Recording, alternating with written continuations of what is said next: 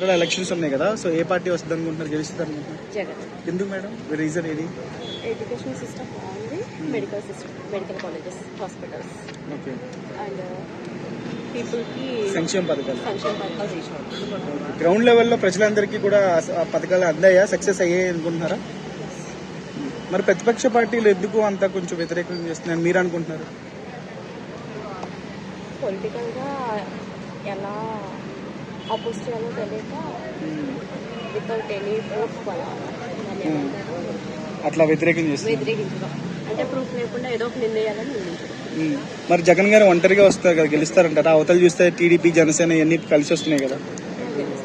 అంటే గ్రౌండ్ లెవెల్లో పీపుల్కి తెలిసి ఎవరికి ఓట్ వేయాలి అనేది, ఓటేసే టైంలో వాళ్ళే గెలిపిస్తారంటారా? ఓకే, సో బాబు గారికి జగన్ గారికి డిఫరెన్స్ చెప్పమంటే మీరేం చెప్తారు? జగన్, చంద్రబాబు నాయుడు గారికి జగన్ ఇచ్చిన ప్రామిసెస్ ని ఆయన చేసి చూపించారు.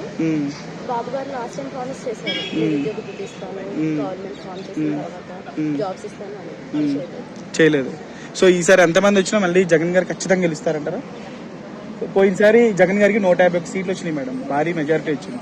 ఈసారి ఎన్ని సీట్స్ వస్తాయి అనుకుంటారు? 175లో 150 వస్తాయి మళ్ళీ. ఓకే, మిగతా 20 సీట్లు జనసేన, టీడీపీకి వస్తుంది అంటారా? సో షర్మిల గారు కాంగ్రెస్ లోకి వెళ్ళారు, మనం చూస్తున్నాము. సో ఆమె కూడా కూటమి పార్టీకి సపోర్ట్ చేస్తే పరిస్థితి ఎలా ఉంటుంది అంటారు? ఎందుకని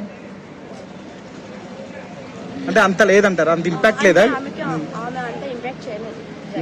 ఆమె చెప్పిన పాలన ఎవరికి బాగుంది అని చూస్తాం కదా, సో దాన్ని బేస్ చేసుకుని ఓటేస్తాం. అంతేగాని ఫ్యామిలీ బ్యాక్గ్రౌండ్ చూసి వేయం కాబట్టి జగన్ గారి పాలన బాగుంది అలా ఓటేస్తాం. మళ్ళీ రెండోసారి కూడా జగన్ గారే వస్తారు.